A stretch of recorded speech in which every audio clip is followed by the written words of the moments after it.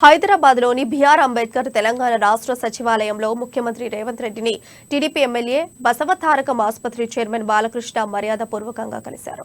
ఆ సమయంలో బసవతారకం ఆసుపత్రి ట్రస్ట్ సభ్యులు కూడా బాలకృష్ణతోనే ఉన్నారు. అనంతరం రేవంత్ రెడ్డితో పలు అంశాలపై బాలకృష్ణ మాట్లాడారు. మరోవైపు రేవంత్ రెడ్డిని ప్రముఖ బ్యాడ్మింటన్ క్రీడాకారిణి పివి సింధు మర్యాదపూర్వకంగా కలిశారు.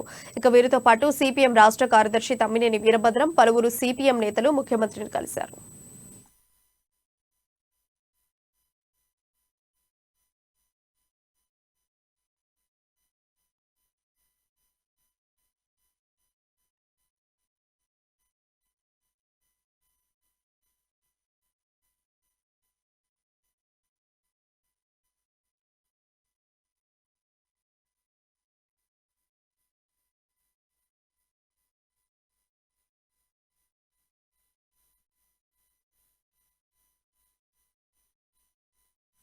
ప్రజల సమస్యలను పరిష్కరించేందుకే ప్రజాపాలన అని, ప్రజల కోసం రాష్ట్ర ప్రభుత్వం ప్రవేశపెట్టిన 6 గ్యారెంటీలను ప్రతి ఒక్కరూ సద్వినియోగం చేసుకోవాలని మంత్రి సీతక్క అన్నారు.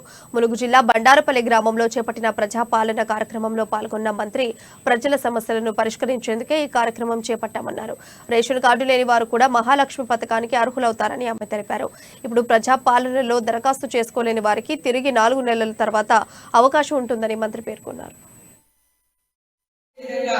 రైతులు ముఖ్యంగా ఊర్ల దగ్గర చేయగలిగిన కాంపౌండ్స్ లాగా తీసుకోవడానికి కానీ చేపల పెంపకానికి కూడా అందులో మేము ఉపాధి లాగుంటుంది.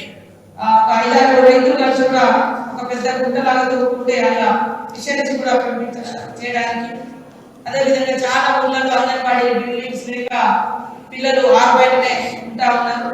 మేజర్ గా మరియు కలెక్టర్ గారికి సంబంధిత ఎడ్యుకేషన్ అధికారులు కానీ ఇక్కడ పోలీసు అధికారులు వాళ్ళ దృష్టిలో కూడా ఎక్కడెక్కడైతే మీకు ఏమైనా ప్రాబ్లం అంటే నా దృష్టికి తీసుకురాని తప్పకుండా వాటన్నింటినీ సరి చేసుకొని స్కూల్ ప్రాంగణంలో ప్రైవేట్ స్కూల్ ప్రాంగణాలు